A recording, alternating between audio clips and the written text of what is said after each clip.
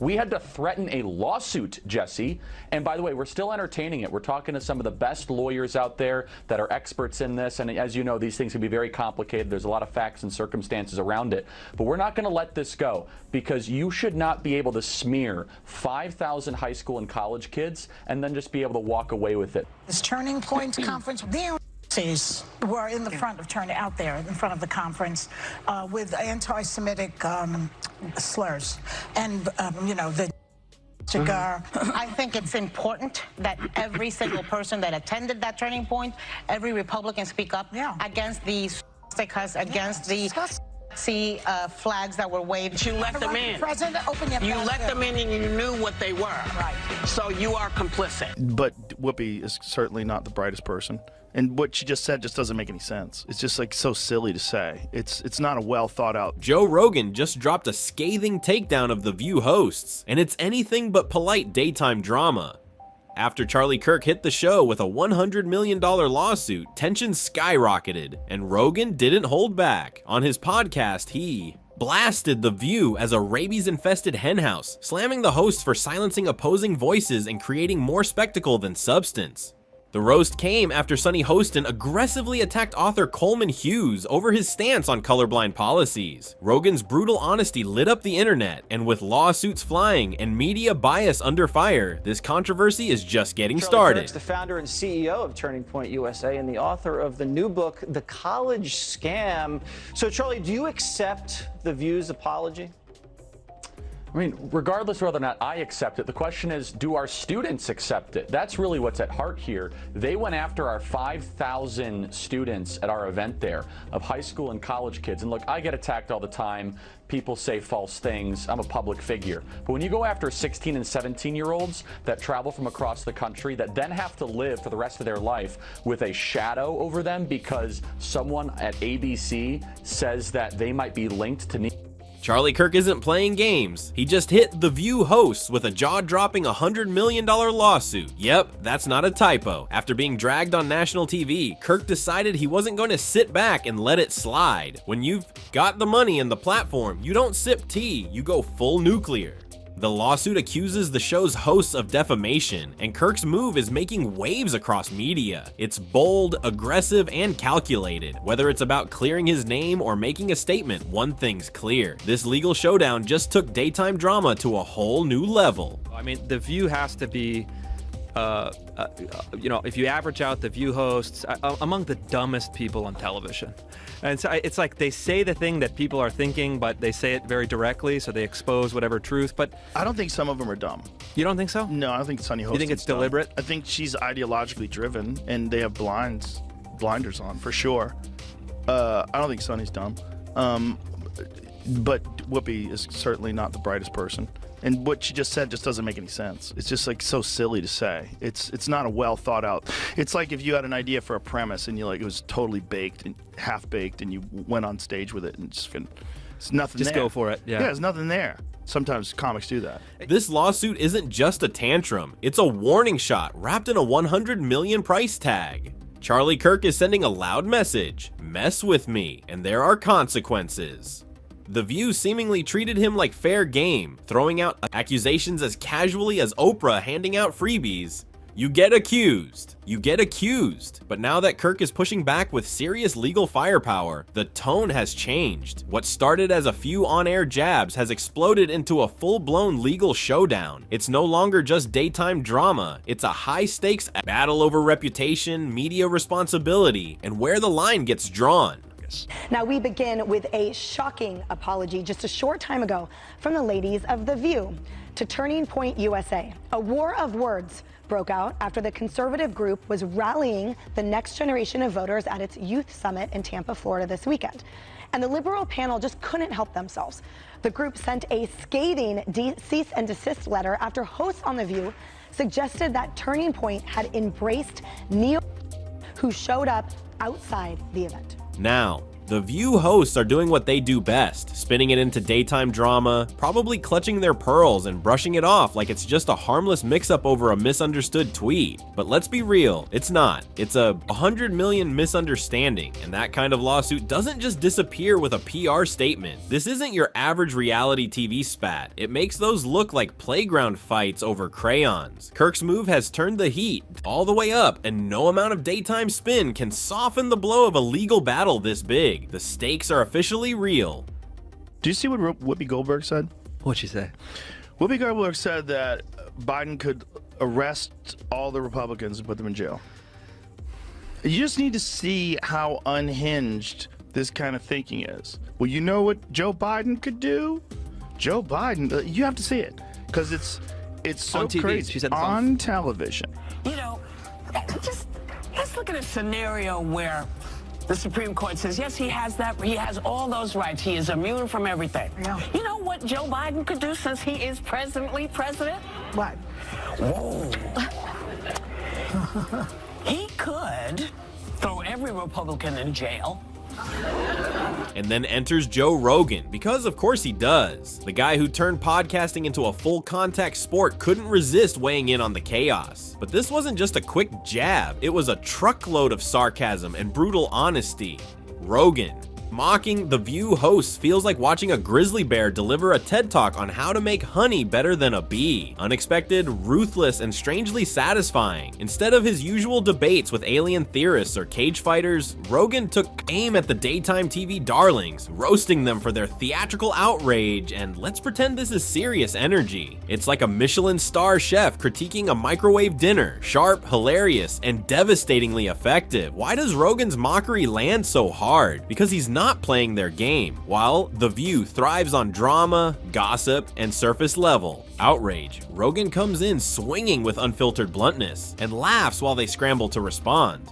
Their whole brand is built on loud opinions, but when someone pushes back with serious firepower, like a $100 million lawsuit, suddenly the volume drops. Rogan sees the irony, a panel that dishes out criticism daily, but ducks accountability the moment things get real, and he's not letting it slide. Welcome back. You know, in Monday's conversation about Turning Point USA, I put the young people at the conference in the same category as the protesters outside. And I don't like it when people make assumptions about me, and it's not any better when I make assumptions about other people, which I did. So, my bad. I'm sorry. Okay. So, this... Charlie Kirk isn't just waving his $100 million lawsuit around like a victory flag, he's making a pointed statement about media accountability in an age where televised smear campaigns are passed off as casual conversation, in a world where hot takes go viral and reputations are sacrificed for ratings. Kirk is drawing a line in the sand. The View may see themselves as untouchable daytime royalty, but this lawsuit is a high-stakes reality check, a legal mic drop with a massive price tag. What makes it so compelling is the clash of media, money, and power. On one side, a panel of hosts who've built their careers on outrage, comfortably operating in a space where bold claims rarely meet consequences. On the other, a conservative heavyweight with the resources and attitude to say, not this. Time, and back it up with a $100 million swing, enter Joe Rogan, whose scathing humor acts like a spotlight on the absurdity. While The View clings to its moral pedestal, Rogan strips it down, revealing a shaky foundation. His mockery cuts deep, pointing out how quick they are to dish it out, but how uncomfortable they get when challenged. This isn't just a media spat, it's a snapshot of the outrage economy in full swing. The culture shift between right and left authoritarianism, and now people don't recognize that if you just stop looking at it in terms of red and blue, look at the actions, whether it's war, suppression of free speech, pharmacological interventions that are mandatory, right. whatever it is, that used to all be associated with the authoritative right, the authoritarian right, and now those things are being embraced by the left. And I just think it's just an ideology thing, and I think we get confused and we think we're on the right side, and if it's our side that's saying this, for sure that's the right thing to do, and no one's critically thinking about this. Joe Rogan is the gateway drug for young men that thought they were Democrats to become MAGA. Joe Rogan is the bridge, and on that bridge they'll see RFK, They'll see Elon. The View hosts now find themselves in the middle of a media firestorm where their usual playbook, shout first, deal with the fallout later, is being shredded by court filings and legal deadlines. The $100 million lawsuit from Charlie Kirk has already rocked their carefully curated daytime world, but Joe Rogan's ruthless takedown? That's salt in a wound they didn't even realize was open. With his signature wit and no-holds-barred delivery, Rogan exposed what many have long suspected. The View's version of serious discussion often teeters on the edge of parody. The hosts have made careers out of outrage, often selective, always theatrical, choosing targets carefully while keeping their own reputations above the fray. But this time, the script is flipped. Kirk's lawsuit and Rogan's viral mockery have thrown an unflattering spotlight on their brand of performative justice. Viewers are left watching what feels like a televised meltdown wrapped in legal drama, with a high-stakes lawsuit on one end and a podcast provocateur acting as the unlikely referee. It's chaotic, absurd, and gripping. The silence from The View in response to Rogan speaks volumes. No fiery rebuttals, no cutting comebacks, just a growing tension. Because when legal threats and viral ridicule collide, the game changes fast. I think the problem with that show is that show has this very specific ideological bubble in which they operate in. You know, and they always bring on a token conservative woman and they yell over her and silence her. And, you know, they did that with Megyn McCain, and they did that with what is that other blonde woman from Survivor? Do you remember her, Jamie? She was always yelling. I mean, it's a bizarre show.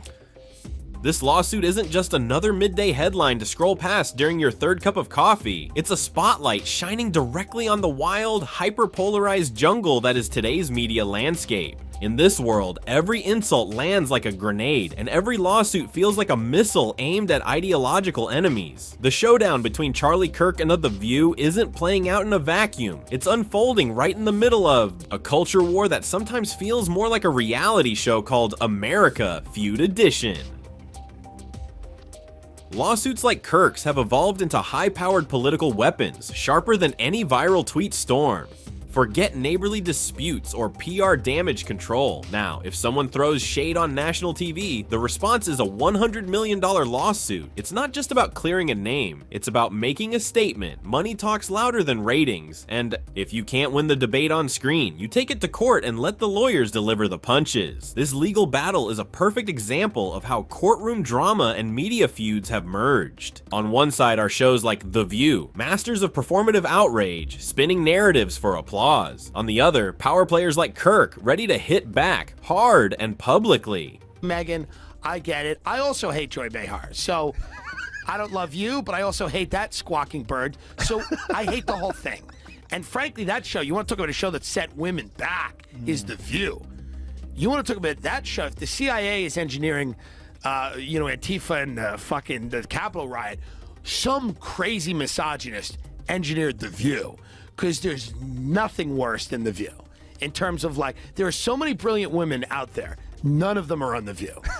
None of them have gone near the set of The View. I mean, they have brought in the lowest tier of the, what is it, the Y chromosome? No, double the X. Okay. Double X. They brought in the lowest of the double X's for that one. It's rough.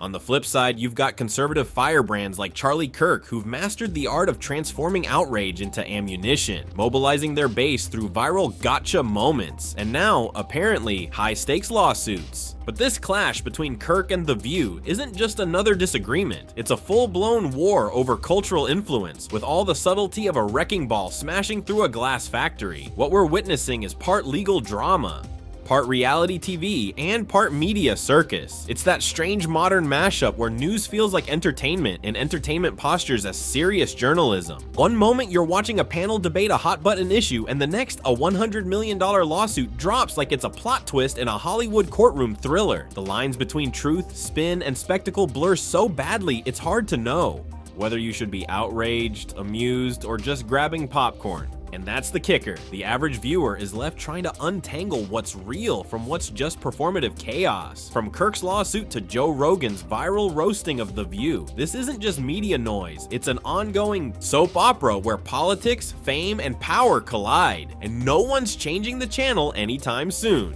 Her disgusting, gross elitism and her complete out of touch nature with respect to the rest of the world, Sunny Hostin, goes on The View and decides now would be a great time to dump all over the so-called uneducated. What we did not have is white women who voted about 52%, right, for Donald Trump. Uneducated white women, is my understanding.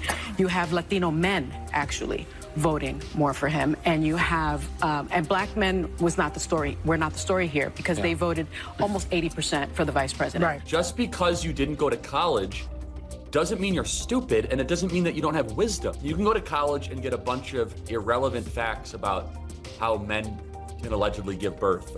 So what's next in this wild saga? Well, who knows? Anything could happen. The View hosts might try to settle quietly, thinking a fat check could make all this go away. After all, nothing screams damage control quite like buying your way out of a public mess. Or maybe this blows up into a drawn-out court battle, with every embarrassing email, tweet, and behind-the-scenes rant dragged into the light. Imagine the discovery phase, a treasure trove of juicy receipts spilling out faster than you can say ratings boost. If it does go to court, don't expect legal subtleties. It'll likely be a grandstanding spectacle, with both sides treating the courtroom like a stage for sound bites and media leaks. The View might try to tighten their act and dial down the drama, but let's be real, they've built an empire on it. This lawsuit is just the latest plot twist in their never-ending show. Social media will play its role, fanning the flames. Like a pyromaniac with a flamethrower, every meme, sarcastic tweet, and viral clip will get recycled endlessly, ensuring this moment stays front and center. And let's not forget Joe Rogan. His mockery is more than a one-off. It's a signal that this feud isn't just daytime drama, it's real business. Yeah, did you watch the episode when Tulsi Gabbard got on to defend herself and Joy Behar starts panicking and going over her notes while Tulsi is refuting everything that she said? Yeah, I mean, Joy Behar, like, again, these people have dementia. These are people who, like, should not be allowed out of the house. They have a national platform. I mean, it is crazy. They have no idea. These people have never read, like, a book. And there's versions of it.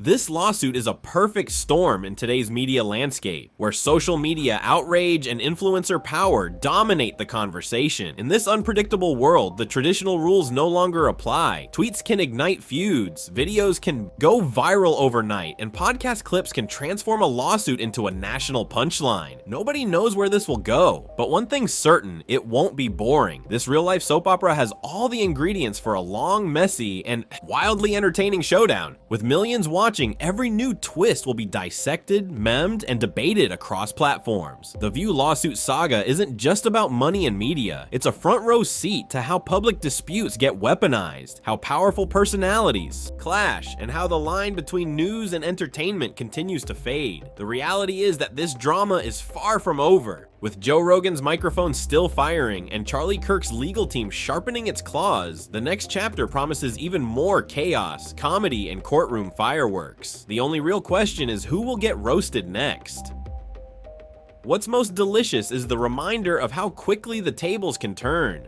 One day, you're throwing shade and making wild accusations. The next, you're dodging lawsuits and getting dragged across a podcast usually dedicated to elk hunting and UFOs. Karma, as always, has a wicked sense of humor. So what does all this mean for the future of daytime TV and the culture wars? Perhaps it signals a reality check for those who think that slinging accusations and engaging in shade throwing comes without consequences. Charlie Kirk's lawsuit is a financial slap in the face, saying loud and clear that while opinions may be free, reckless accusations aren't. Joe Rogan's brutal mockery serves as a blueprint for how media figures outside the mainstream can hold even the loudest voices accountable, with humor, biting commentary, and zero sugarcoating. No safe spaces, just raw, unfiltered roast. In the end, this story is a perfect storm of media spectacle, legal drama, and pop culture theatrics. On one side, you have Charlie Kirk, a conservative activist with enough money to shake up daytime TV. On the other, you have a panel of View hosts who've built an empire on outrage.